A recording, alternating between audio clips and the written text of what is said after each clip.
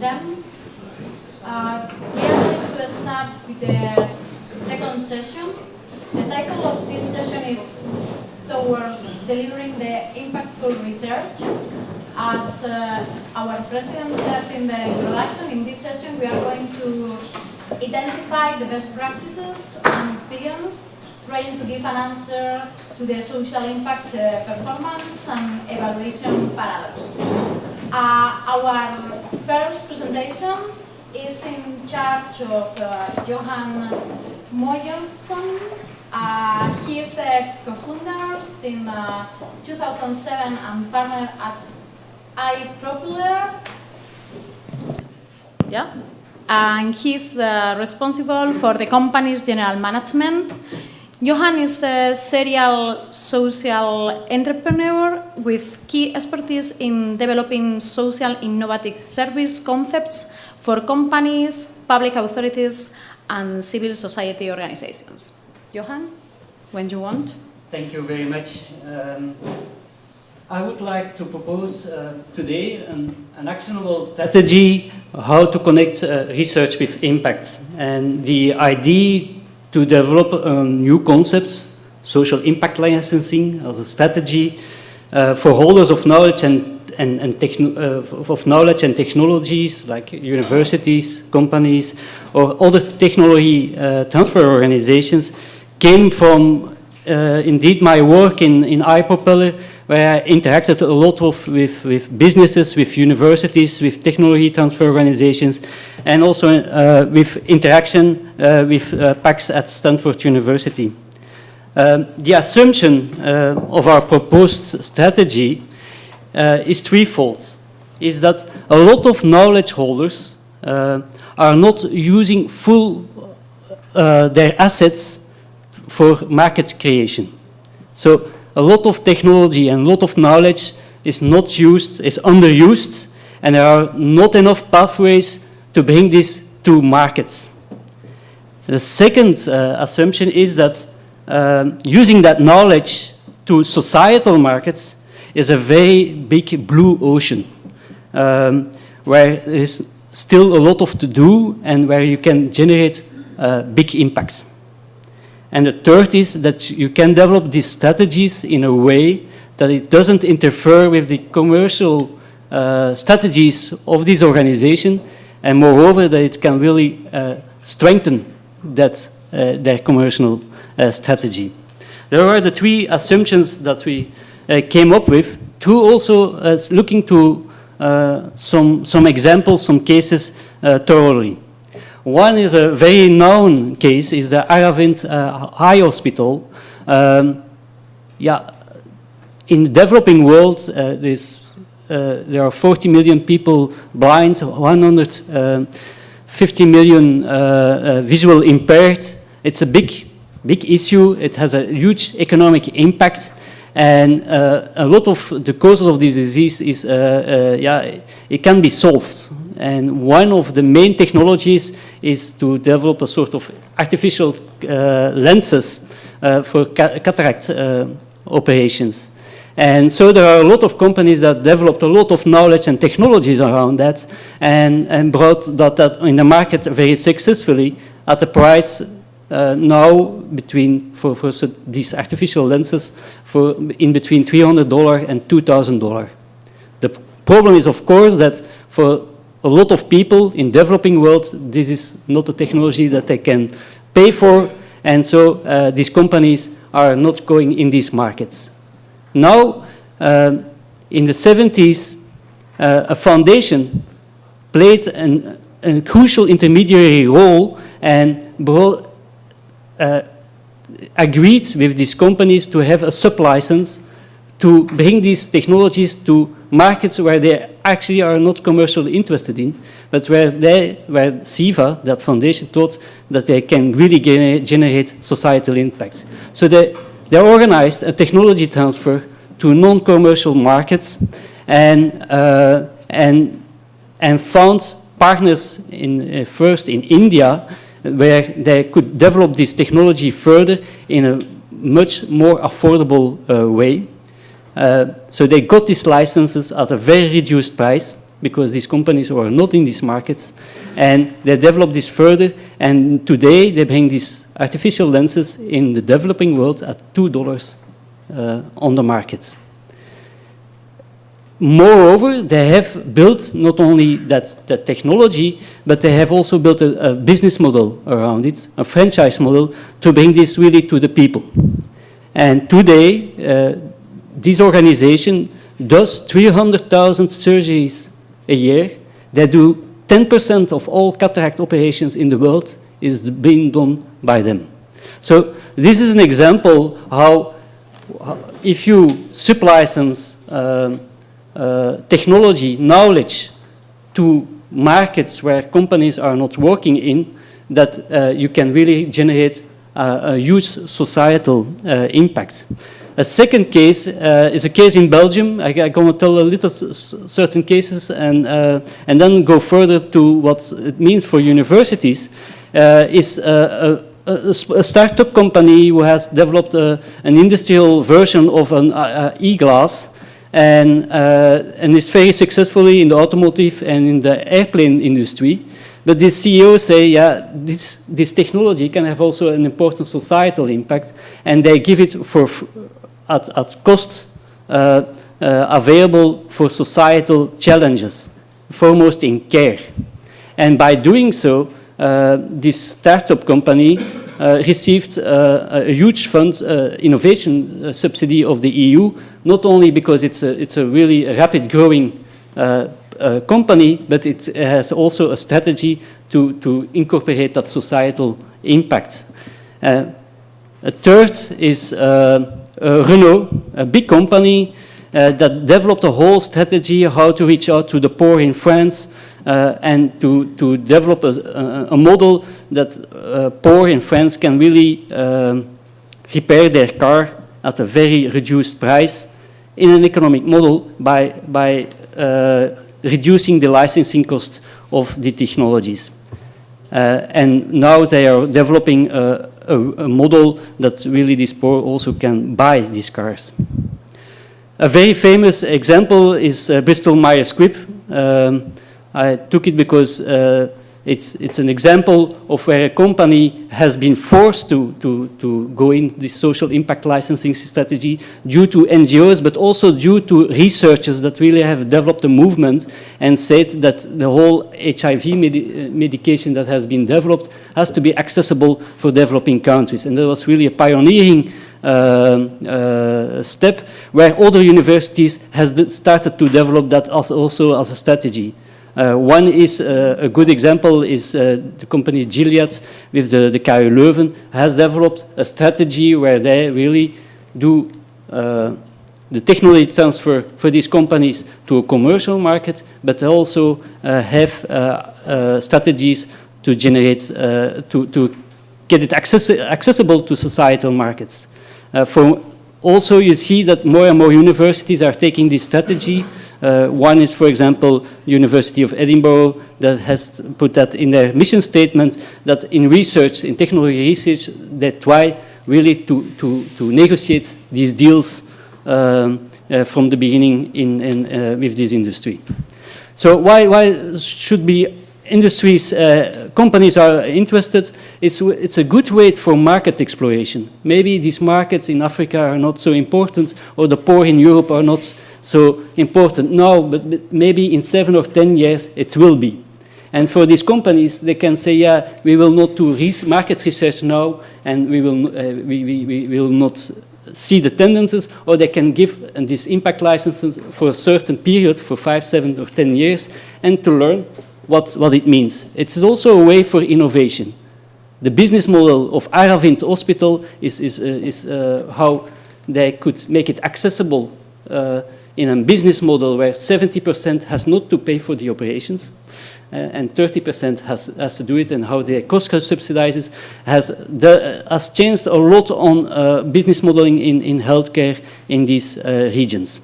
It's a good tool for HR. A lot of engineering companies, technology companies are looking for intrinsic motivation to involve their employees, and it's a good way for positioning. But foremost, by creating more value creation, the assets of the company will increase.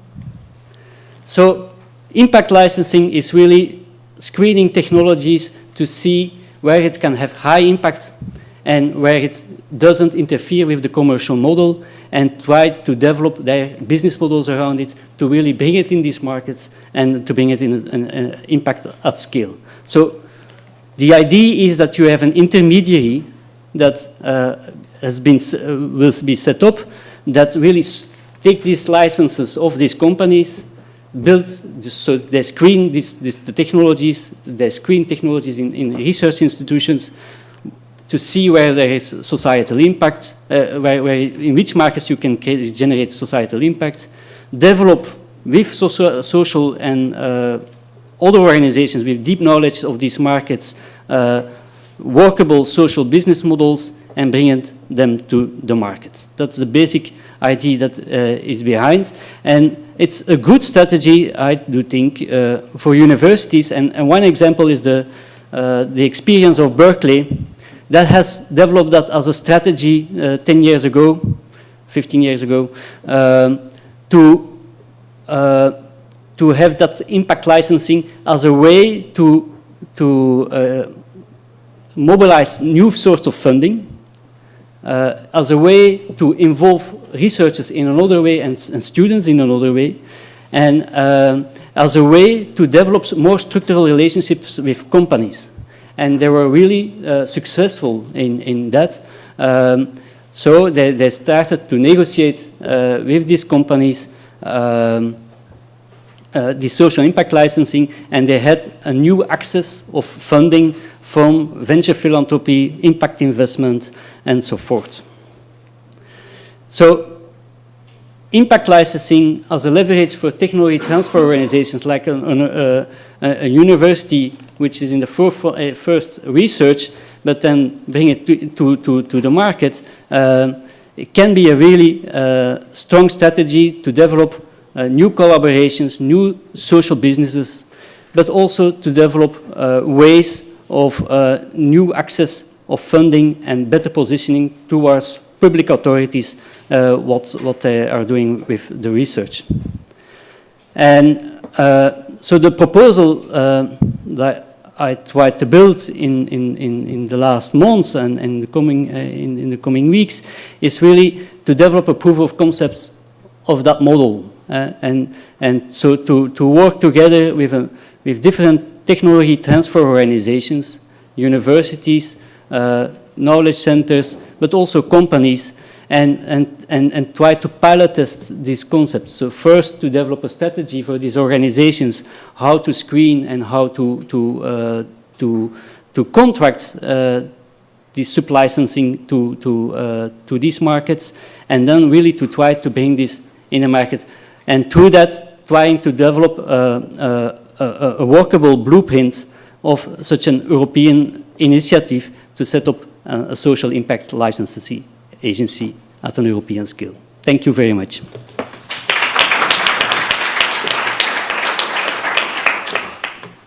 Thank you, Johan. Then, after Johan's presentation,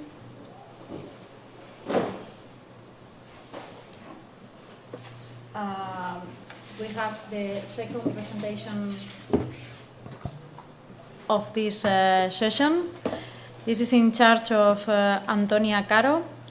Antonia is the head of the International Research Project Office, and she is very experienced in managing complex interdisciplinary research collaborations and community engagement with multi-stakeholder counterparts. Then, thank you very much, Amaya.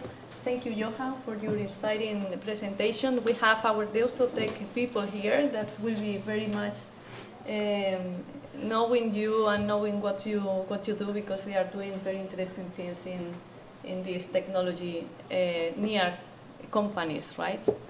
And thank you, Yuko, for setting the table with me.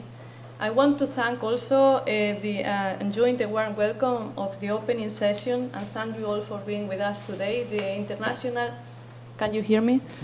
The international guests, but also our researchers and doctoral students, because we know you are very, very busy. So thank you for helping us in this important reflection.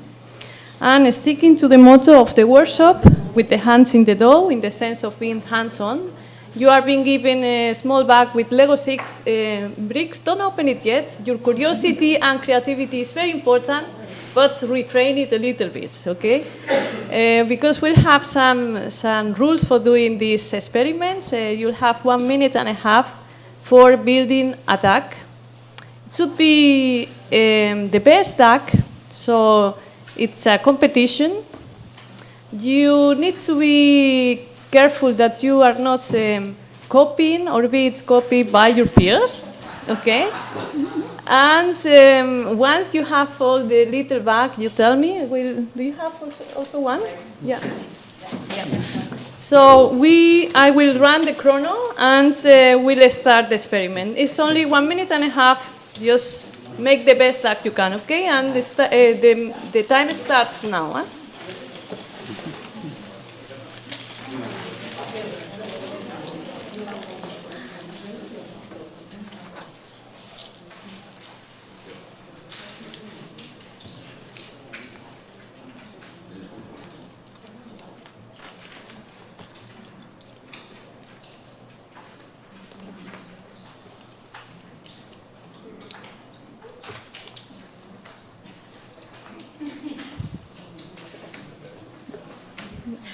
Yes.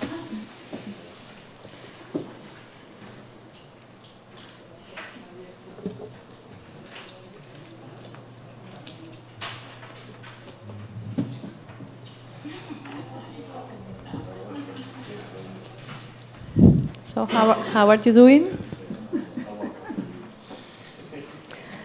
So this is the tension of deadlines, huh?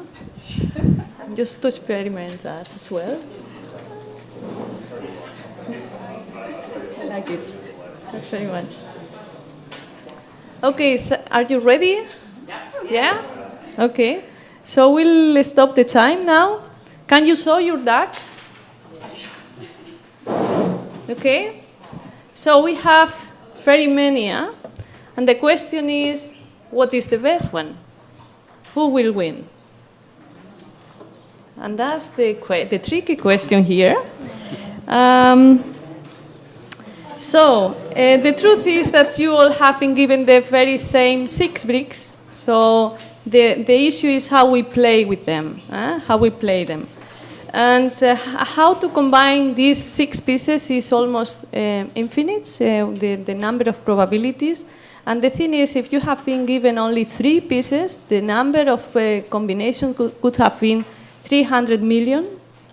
But if you raise the number of criteria, the bricks, the building bricks, the pieces, to 6, the probabilities, the number of combinations, rises to infinite. And that's the evaluation paradox. We have simple mechanisms or criteria for evaluation. For example, when Harald was talking, we have excellence and research and implementation. So we know all the European projects goes through all these 3 different aspects. But when you are in the evaluating panel, that's a nightmare to choose what is the best project, especially when you have a high amount of them that are very good, excellent research. So with this exercise, I want to pose, to acknowledge the evaluation paradox we are going through, and there are 2 issues that are related to each other. One is the amount of criteria and the different aspects that are coming into the agenda at the moment, so that's making things more complex. The other thing is how this is putting a burden on full workloads of researchers and research managers at universities, and that without recalibrating, doing a real recalibration of all these tasks and issues that are coming on our plates every day. So that's the tricky life-work balance is always letting our families and our social life behind somewhere. So how do we do that? How do we put all things together and try to navigate in these systems in transition that were mentioned in the opening session? And we are in this session trying to explain what we are doing from the University of Deusto with hands-on this problem, with our researchers getting math these days with all this accreditation system and the certificates and everything for being accredited, for example. So I will. Can I? So this what we are doing, what we were acknowledging, the navigating the change, and how can we do this without becoming superheroes? That's the issue. What's in these few minutes I have to comprise all the things we are doing since some years now, just to join different elements and combining them in flexible and creative manner, as you were doing with the pieces of the DAC, just to become a more comprehensive system and try not to put more workloads on the things we already do, but to integrate all our work in a more comprehensive manner. And the final part of the presentation will be, I call it, because I wanted to use these metaphors, clearing the fog. So what are we doing just to measure what we do and to integrate scientific impact, research, and the social impacts, okay? So what we are doing is we are trying to make an efficient use of resources and workloads and to integrate these processes, as I was saying, and we are trying to join the dots. What have we been doing? We started work in our DAC more than 10 years ago, and the basic of this initiative or this strategy we are just developing was already there. We have been doing things for many years. We were performing. The thing is, we called them different names, and they were happening at different places in a very disconnected manner. So basically, what we started was trying to see what topics could come together and also how people could collaborate together. And we, little by little, started to create this new culture of we need to do things in a more connected manner. We started from our internationalization strategy, the first I. That was our entry point. And in 2010, aligned with the European Innovation Alliance of Active and Healthy Aging, we had a vision that we need to start creating an interdisciplinary platform on aging and well-being. So that was our first try to make these connections between people that were doing things around the same topic, but in a disconnected manner. So why did we do this? We wanted to do two things. One was addressing the researchers' agency to boost excellence and to promote real and solid interdisciplinary collaborations. And the other one was to enhance the university research management structure to foster a greater engagement and social impact. That was a bottom-up initiative. It came from the International Research Project Office with the help of some of our researchers that wanted to try and see if that was happening. And this bottom-up initiative, 5 years later, came into the strategic plan of the university. So the rectoral team decided that that was a very good way to boost this collaborative endeavor. So our second and three I's, the interdisciplinary and the intersectorial collaborations, came into the master plans within the strategic plan of the university. That was 2015, and we are about to finish this strategic plan at the end of this year.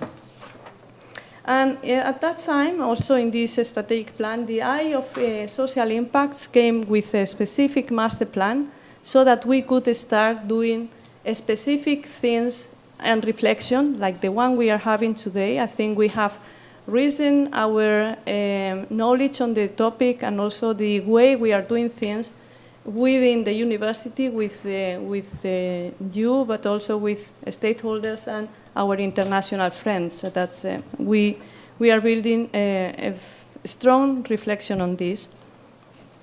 And at present, we are integrating the last two eyes that came into our radar. One is innovation and the other one is inclusion, because we thought we need to bring all these things together, and we are doing specific concrete solutions for including these two eyes, like the innovation radar pilots and what we are going to do with Johan, although he doesn't know, but we will propose him later. But what are the key enabling conditions? What has helped us to do all this? And I won't have time to go through all the things that make this strategy possible, but I want to stress some of the important things that are at the basis of this strategy. And the first one, I want to recognize the robust number of externally evaluated and accredited researchers, our excellent people that make research possible and that make this collaboration possible. The second one is the clear underlying principles of this strategy. So we started from a people-centered approach, and we keep this in very much in the center of our of all the things we do, based on Deusto's values on social justice and transformation of our environments in an inclusive manner. Building trust, that's very important for us. We try to work on that. And to find confluent win-win goals for everyone that is sitting on a table and starting an initiative and a project. So once we found this was working, that everybody was committing, when they found a way to win something from that, that helped a lot in the strategy. And another key enabling element is the process dynamics in itself. I was talking about the bottom-up, how this initiative started. I don't have time to explain how all the other interdisciplinary platforms came over, but they started to develop little by little. And how that's the bottom-up, how the top-down, coming from the strategic, more strategic level, it came also in 2015, as I was explaining. And what is making this bonding together is the middle ground, solid and flexible management structure that is able to generate channels where a dynamic combination of competition and collaboration coexists and thrives. This is a middle fertile ground that is safe and supported. What we try is to find these places for people to meet, and also these channels where information can flow. And to develop these cross-disciplinary and intersectorial collaborations. And this is the way our strategy is looking at the moment. We have the alignment in the upper part of the graphic with the smart specialization strategy. So I think that was already said in our first session. So we are working in these 4 areas that are aligned with this development at the regional level. And on the lower part of the graphic, we have the 5 interdisciplinary platforms that are aligned with the Europe 2020 strategy and with the global agenda, the global sustainable goals, etc. So that's helping us in getting people to work together in these topics and to have a greater critical mass and reach out to society in a more efficient manner. So the last key elements I want to explain as well is our long history. We were founded 130 years ago, so we have a solid history of being in the world, in the real world, and contributing to it. Not just being part of it, but being really working with the stakeholders. And with different ones, so you see there in the graphic from business to social organizations, and the result is that we are working with more than 860 different organizations in research endeavors at the moment. So, and with all of them doing different things in projects. But coming back to my question, how can we evaluate our DAC, our strategy, our system, our research? 10 years ago, you see the picture, we had a blur, incomplete vision of our own performance and our existing potential capabilities. We were performing, yes, but in a disconnected, silo-like manner, as I was saying. Our task has been clearing the fog. We have strived to see and to show a clearer picture of who we are and what do we do, of how we can contribute and can contribute better, perform better, and ultimately succeed as researchers individually, but also as an institution and as a society in general, which is part of our mission as a university. And as part of our innovative research management system, and as a result of our quest for a clear holistic vision, we are devising a comprehensive model, a measuring model that is practical and straightforward. We try to do things the more simple way at the office and at the research strategy, because we cannot put more workloads on ourselves. So we are trying to integrate everything we do and try to also measure what we are doing. So this is a circular system that is composed of 3 key elements. One is the process, the other one are the results, and the third one is the impacts.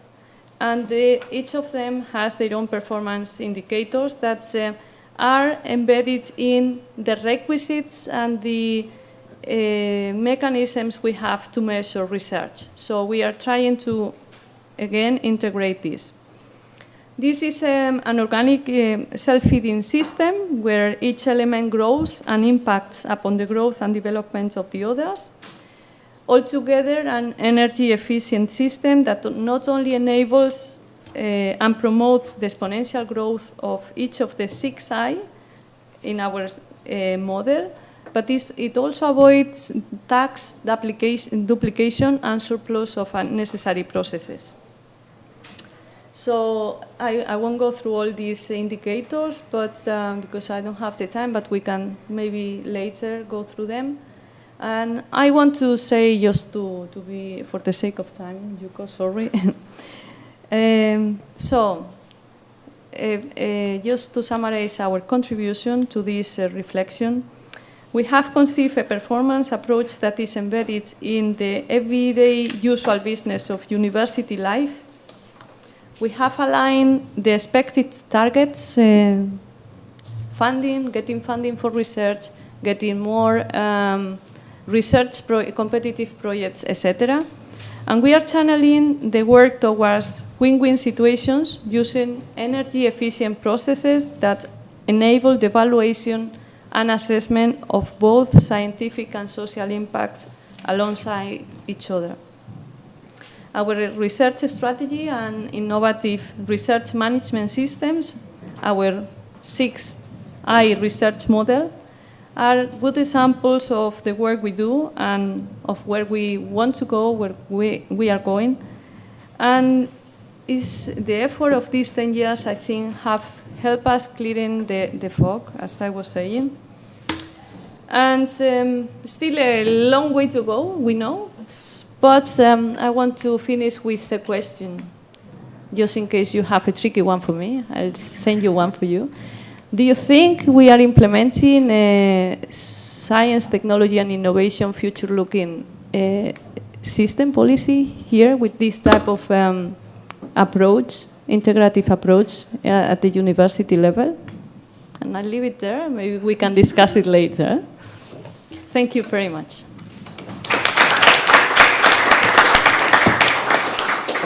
Thank you, Tony. I know this model, but I always learn something new about it. Next presentation is, the title of next presentation is Society 5.0, a concept proposal from Japan, and it is in charge of Yuko Arayama. Dr. Yuko Arayama is the former executive member of the Council for Science and Technology Policy, Cabinet Office of Japan, and she is the former Deputy Director of the Directorate for Science, Technology and Innovation. Thank you, Yuko. Thank you very much. If you can prepare my I'm going to slide. put your presentation. I'm very happy to be here. I will not bring in best practices, but my proper experience. And that could be something that I will share with you, and having your feedback will be very welcome. And Antonio, thank you very much for setting up this panel. I see there's many commonality, many same challenges we are doing in Japan, so that's why it's so nice to be together and discussing together. So I will, thanks to Rosa, to introduce the concept of Society 5.0. You will know much better now. I was working for the Japanese government for 5 years under Prime Minister Abe. And one of the most important tasks was really setting up 5-year planning. So this experience is here to share with you. Going back to 2015, I supposed to prepare to have 1 year to set up 5-year planning, less than 7 years in European Commissions. But even though the content is very intense and dense, so we spent almost 1 year to prepare that. So at the beginning, we said, okay, we can do the business as usual, because we are under we are under 4 science basic plan, and we are preparing a 5th one. So experience in 20 years. So you can go ahead doing the same. But our thinking was we are absolutely in a time of accelerated changes. Not only digital transformation empowered by AI, but the way we are running the society is more connected, networked. And we see ever increasing sphere of human influences in terms of science advancement. Take the case of genome editing technology coming in, and that may modify lots of things. And everyday life empowered by AI could be enabling lots of things, but at the same time, we may have some negative impact. And also, we are acting very intensively on nature itself. So where are the limits of our capacity? But original, usual discourse is innovation for economic growth. We agree with that. We are not neglecting this aspect. But at the same time, we have to add more than economic growth, well-being, and sustainability. So the case of SDGs from the United Nations, we have following. So we need to have not business as usual, but kind of a new breed of scientific innovation policy, what you are doing here. And it's far beyond the linear model of innovations. So just focusing on one point of this science tech and basic plan, we changed the way we do the business with STI policy. And the key components was really putting society at the heart. So we call it Society 5.0. Why? we wanted to have shift from usual technology-driven approach into more human-centered approaches. Sharing with you, Antonio. But taking advantage of all the power, thanks to investments, of science, technology, and innovations, including AI, big data, and IoT, robotics, all the key buzzwords. But we have to serve this technology for society.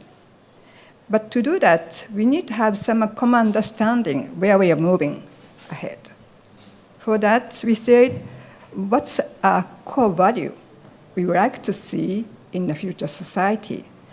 And so you may have a long list of core values, but to make more essential condensed value, we said, okay, key will be openness, sustainability, and inclusiveness. You already mentioned inclusiveness. We are sharing the same ideas. At the same time, it's any more science, technology, innovation, anymore the affair of scientist, engineer, entrepreneur, but it's the affair of everybody, including patient groups and so on. So because Japanese society, we are mostly concerned with the aging society. So we have to have really go ahead with these approaches. Of course, ultimate goal will be achieving the growth and well-being. It's not a dichotomy. It's going ahead, as you mentioned already. We have to, of course, addressing societal challenges, but also not only for Japan, but contribute to the global prosperity. That's it. So it's tricky for you, society, okay, but what is 5.0? We are looking after Germany. They have Industry 4.0. So from the Japanese point of view, we want to have something more than 4, so 5.0. But having said that, we try to have more longer vision. What's achievement of a human being today, and what could be the next? So from the civilization point of view, we exist as Homo sapiens from the beginning. And then the way we were running, well, not society, not yet society, but we started with hunting and gathering. And the survival of human being was thanks to the nature. And that makes our relationship with the nature kind of symbiosis. And we have to take account of the season coming in and the possibility not to abuse all the fruits of the nature, but keeping away for the next years and coming years, next generation. That was the first experience. We call it 1.0. Then the human nature, we want to do more, having more, because of our intellectual curiosity, and also we want to do it by nature. So not just waiting that nature gives you something, but we try to act, work on the nature. It's the agrarian society, we call it 2.0. And it started to have some kind of more organized society.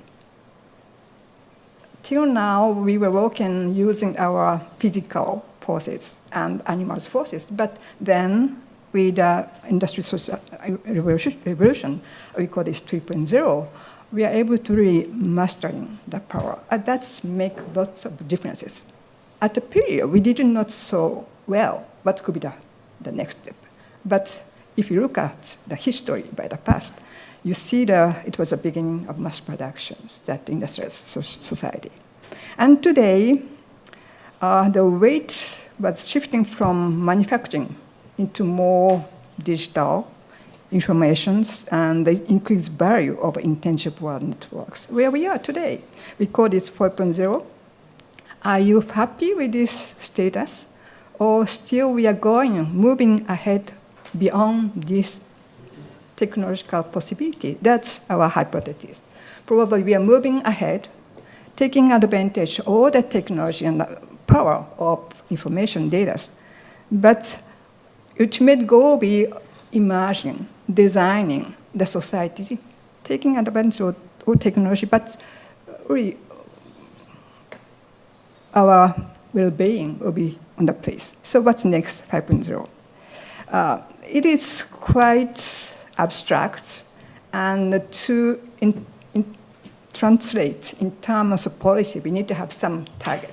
That's why we set up some goals, some fields of application, for example, regional industry care system or disaster reduction. So I will show you some of them, but basically it is based on our infrastructure in terms of data and also our STI capacity. For example, mobility. Usually we have very strong manufacturing sector, automobile, Toyota and so on, but they're shifting now to a new business model, not only producing cars, but producing service called mobility, combining with other transportation system. And this is really changing the way we will run your society, in particular in the era of aging society. We have to make sure that everybody wants to have this possibility to move from A point to B in the way that you can enjoy your life. So this is some kind of storytelling that we are setting up to facilitate the understanding of what the meaning of Society 5.0. But it is not ultimate goal to realize all this story. Having some ideas about, and we are asking to everybody to put their ideas into our story, and then trying to have some experimentation socially.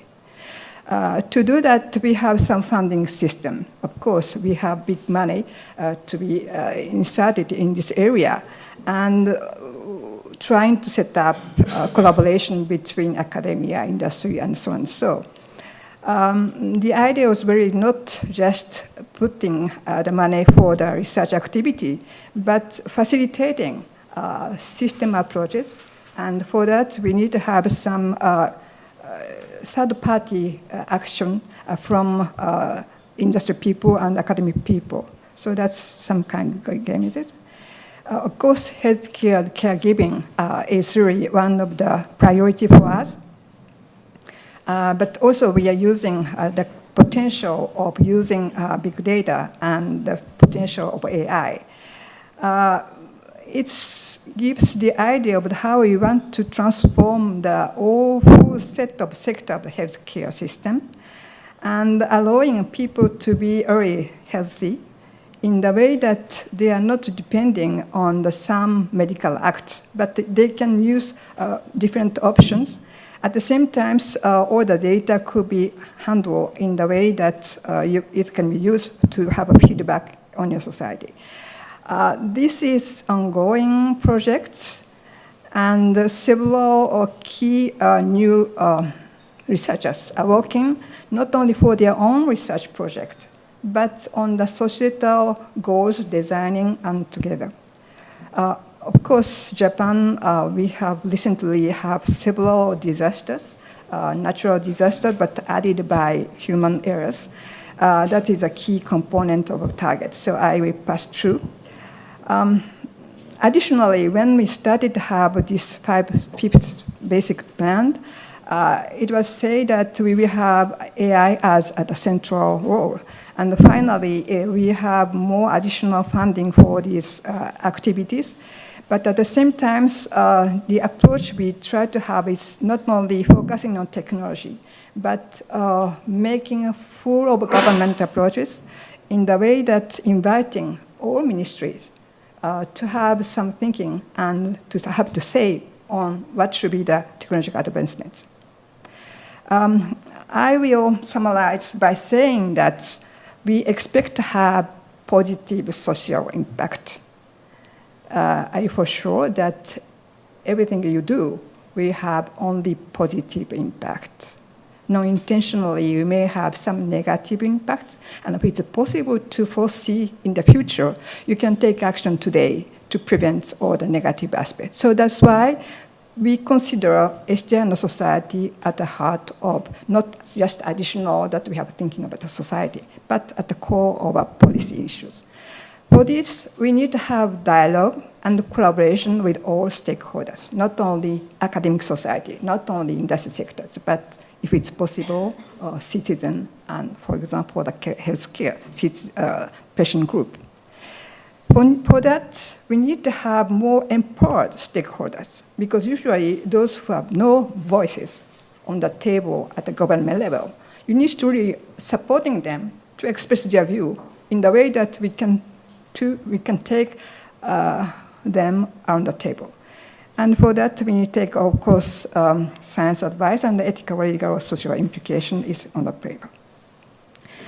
Personally, I have been chairing 2 committees, one on biotech committees, discussing about the future of genome editing technology, how are we authorizing or not to use this technology in a research field, including we have huge expectation to have potential for the new treatment for with genome editing. But at the same time, we have to take care of the respect of human being, and including respect of embryos. So that's the reports. And also, having said that, we are investing additionally for AI.